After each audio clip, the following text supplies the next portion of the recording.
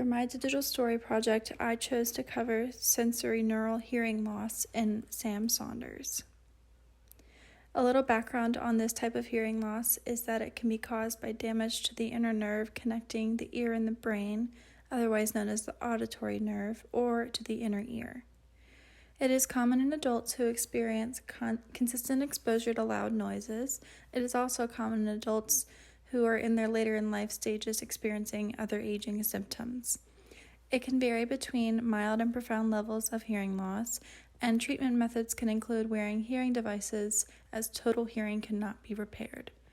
Higher pitched noises can sound muffled, as tinnitus is common. Some background about Sam Saunders, my subject, is that he was my grandpa. He started experiencing sensory neural hearing loss symptoms about 10 years prior to his death at the age of 84.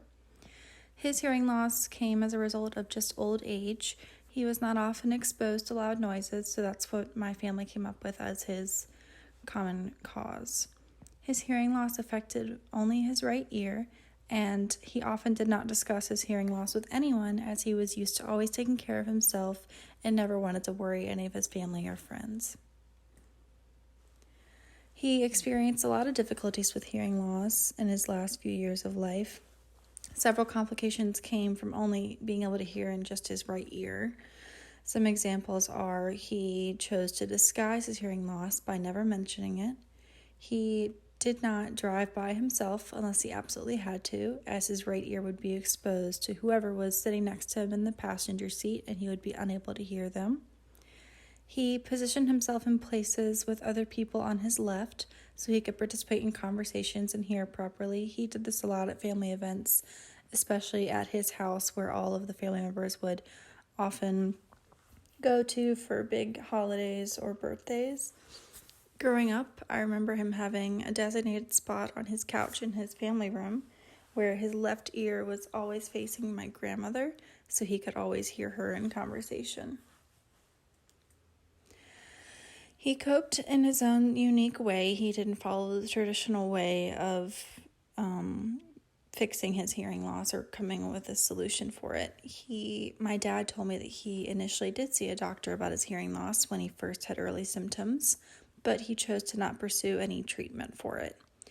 Even when his hearing got progressively worse over the years, he opted not to wear a hearing aid or get an implant. He chose to just go with it and not have any sort of treatment for it. No one knows for sure, but my dad is almost positive that he eventually had total hearing loss in his right ear from this and because of his old age. Finally, as a result of all of this and learning this from this project, I've learned that hearing loss can be a very sensitive topic for people of any age. My grandpa's a great example of that because he is and still is known as a really strong man to his family and his peers.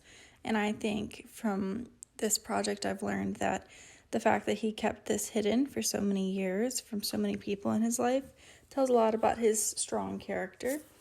He cared more about the people close to him by not having them worry about his hearing loss and his old age than he did about potentially improving his hearing abilities. Everyone copes differently with hearing loss. Confiding in someone and seeking medical help is always helpful, but not always everyone's experience.